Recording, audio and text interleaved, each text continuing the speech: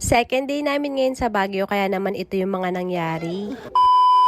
Good morning! Ngayong araw nga, maaga kami nagising at nag-check out sa aming tinuluyan kahit na napuyat kami kagabi sa night market. Ito na kasi yung huling araw ng pamamasyal namin ngayon sa Baguio. Kaya naman, hindi na nga kami nag-breakfast at tumuloy na nga dito. Una nga namin pinuntahan itong Wright Park. Malapit lang kasi yung tinuluyan namin dito at balak nga namin pasakayin ng kabayo itong mga bata. First time ko nga lang makapunta dito at sobrang dami palang kabayo. Amaze na amaze nga itong aming samobo at panayang hila sa mami. Ayoko nga sana siyang palapitin sa mga kabayo dahil nga medyo mabaho. Dito na din kasi sila dumudumi at umiihi, kaya nga pagpasok mo palang expected mo na agad yung amoy. Pagkatapos nga namin magpa-register, sumakay na nga kami agad dito sa kabayo. Akala ko nga ay ang atin na lang ang sasama kay Samobu, pero ako din pala ang sasama. Natatakot pa kasi ang mami nyo dahil nga first time ko lang nga ito. Kumikembot pa nga itong kabayo, kaya naman napasigaw pa ako. Binawalan na din akong sumigaw ng ate at baka nga daw tumakbo, charing.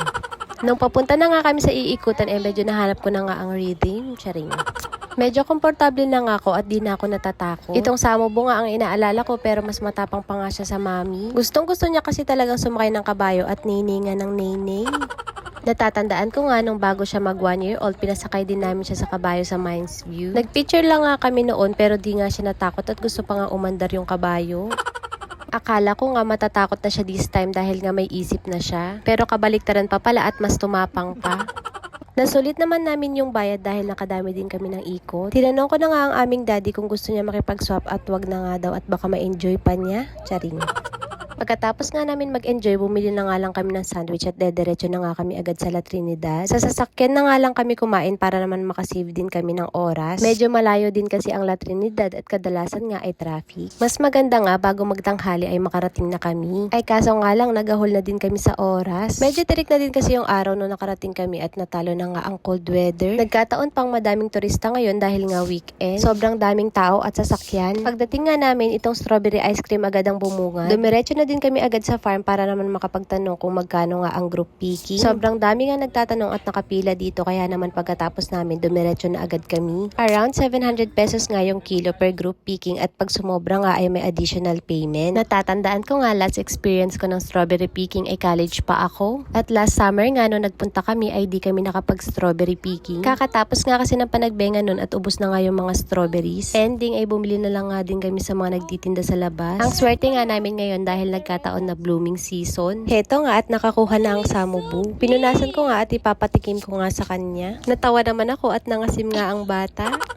Halos lahat pala ng tanim sa Benguet ngayon ay ready to harvest na. Kaya naman sobrang red at malalaki na nga yung mga strawberries. Inaabot ko nga dito sa bata para ipakita sa kanya, pero may ginagawa na ngang kababalaghan. Kung balak mo nga pumunta dito, ito ang tutorial para sa'yo. Then you're gonna wipe it with your wipe it with your clothes, and then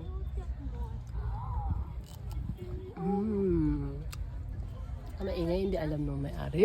Charot lang, sabi nga nila pwede naman tumikim basta wag mo lang meriendahin. Charing. Malapit na pala ang pinagbunga o pinagbenga, kaya sobrang gaganda na ng mga strawberries. Kaya December hanggang before katapusan ng February nga ang best season dahil ito nga ang season of blooming. At posible pa nga na ito yung mga panahon na malamig sa Baguio. Ang bilis nga lang pero halos isang oras na din pala kami nagpicking. Ay eto nga ang ate ko, natulo na ang sipon, kakatawa. Dahil nga sa mga biro ko nasulit yung 700. Charing. Yung mga strawberries pala dito ay hindi nila ginagamitan ng pesticide during blooming season para maging safe din sa mga turista. Pero pinapayo nga nila na punasan muna dahil din sa mga alikabok. Matatamis na din halos yung strawberries, kaya kahit 80% redness pa lang ay pwede na rin harvesting. At eto nga kakahabol ko sa aming Samobu, nalaglag pa nga ako sa irrigation. Buti na lang binigyan ako ng panghugas ng may-ari, kaya kahit papano ay natanggal yung mga puti. Kaya naman shout out sa'yo ate, thank you po. Pagkatapos nga namin mag strawberry picking ay bumili naman ako nitong ice cream.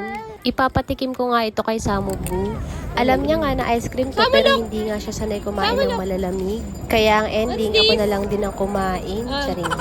Pagkatapos nga dito naman sa Mirador Heritage kami nagpunta. Nagbayad din kami ng 100 pesos per head bago nakapasok dito.